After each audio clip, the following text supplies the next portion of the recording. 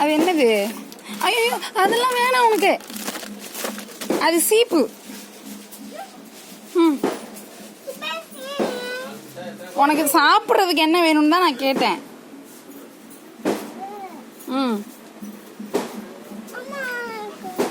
எது வேணும்? ம்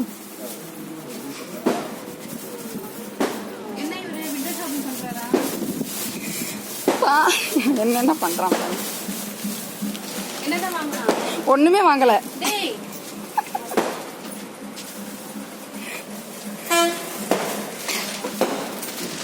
என்ன வேணும்? ம்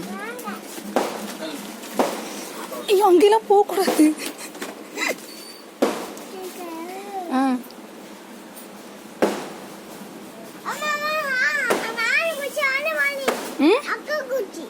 அக்கா குச்சா?